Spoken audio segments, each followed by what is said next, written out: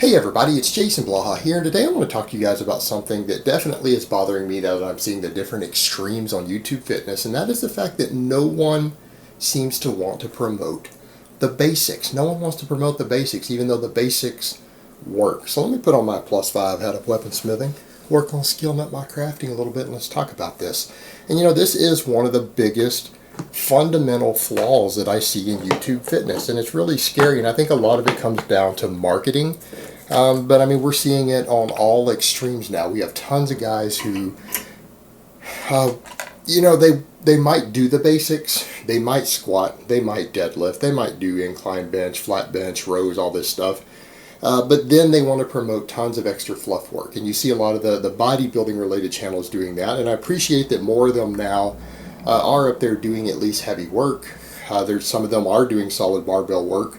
But then they promote, really complex splits, or even people needing a chest day, a leg day, all of that stuff. Again, convoluted methods that come out of bodybuilding that really don't work for serious athletes, particularly people not on tons of drugs. It just takes longer for people to build a base doing this stuff. They want to convolute everything with all these fluff and pump movements. And what it really comes down to? The basics aren't sexy because they're not different, and therefore they're not marketable. And that's the really, really ironic thing, is that in this industry, people have been told that fitness needs to be complex, it needs to be exciting.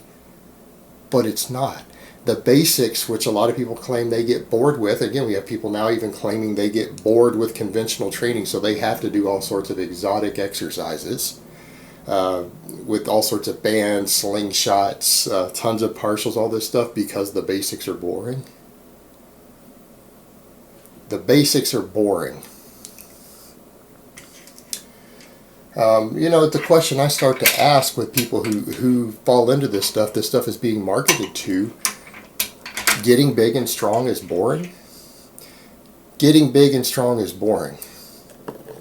I'm starting to think ADHD is really a bigger problem than we realize in society. Maybe everyone who works out needs to be on ADHD meds, because if people can't just come in and do basic work to reach their goals, that it has to be exciting and fun and different to them, that really says a lot about where people's priorities are. I think we have a whole generation of people who need to be entertained more than they need to just get the results they want. Meaning, I wonder if these same people, if for more money at a job, would do a boring job versus a job they find a little more exciting that changes up, but they would get more money and put less hours in at work at the first one. Because that's what the basics do for you. The basics are less likely to get you hurt. They're less likely to lead to certain types of overuse injuries. You get more bang for your buck. Meaning you probably need to spend less hours training to get more muscle mass and more strength. That's actually what the basics do.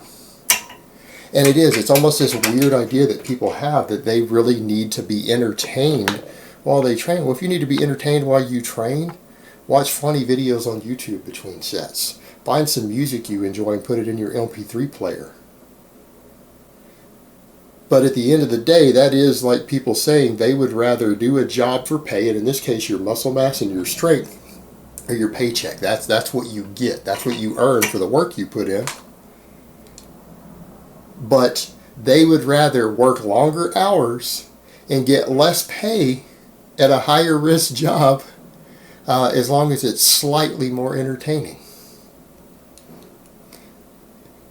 That's really what it's saying.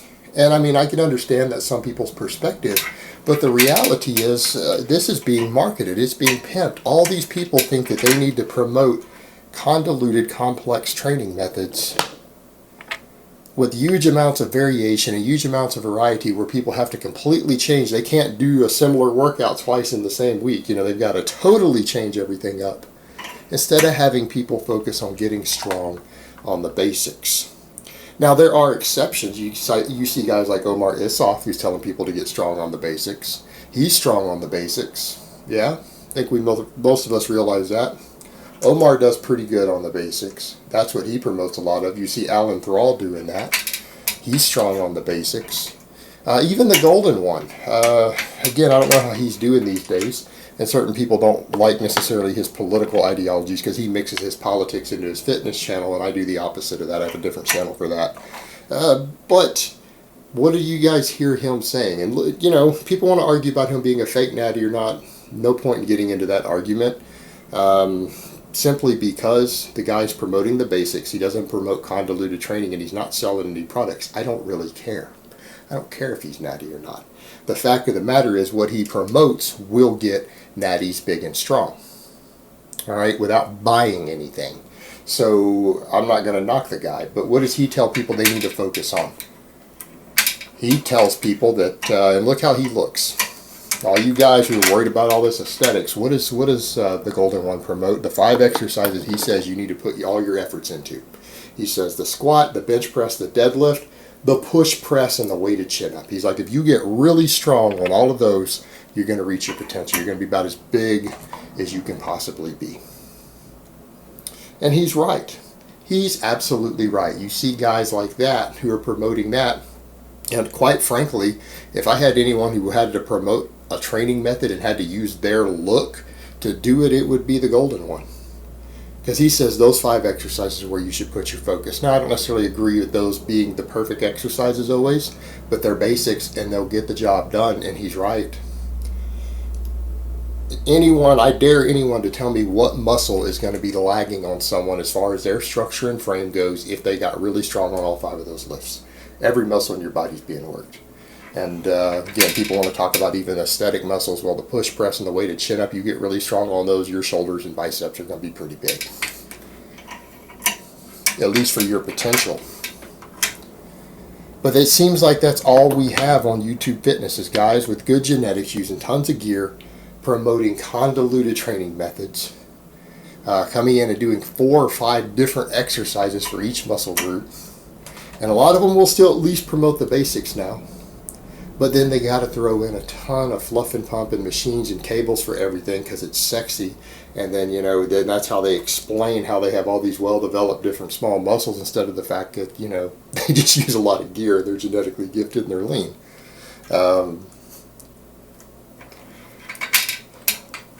And the same thing, people want to come in and they need to create convoluted methods so they can sell training programs, because how is anyone going to sell a training program that works off the basics? All the stuff's already out there. I got free programs. There's tons of free programs out there that promote all this stuff in well-balanced systems, and so therefore we know all that stuff works.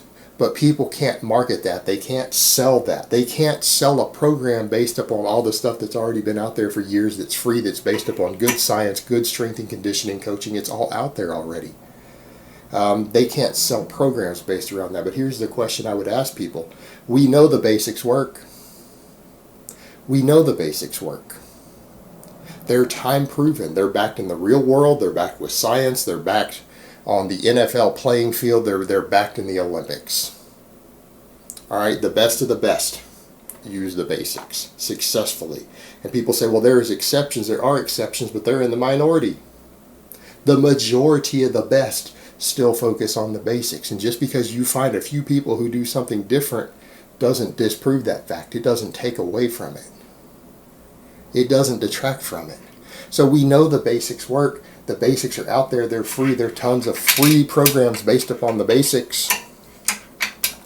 Anyone consider that the reason all this other stuff is promoted is so that people can make money selling programs because they know they can't make money just promoting that? They'd be stuck to only what they can make off their YouTube commercials. That's the only money they could make. But everyone's got to be greedy about it. They need to try to create products that people don't need so that they can sell them for a profit. You know, I'm all for people making a living. I'm all for business. But why do people need to create a problem that doesn't exist, as in the basics don't work? That they claim they can produce something better only so they can sell it because the other stuff's already free. So they create a problem that doesn't exist to sell you a product that you don't need. That's not good business. That's not honest business practice. That's not proper capitalism. Proper capitalism is when someone else comes in and says, hey, that's bullshit. That's nonsense. You don't need to sell that. That's capitalism.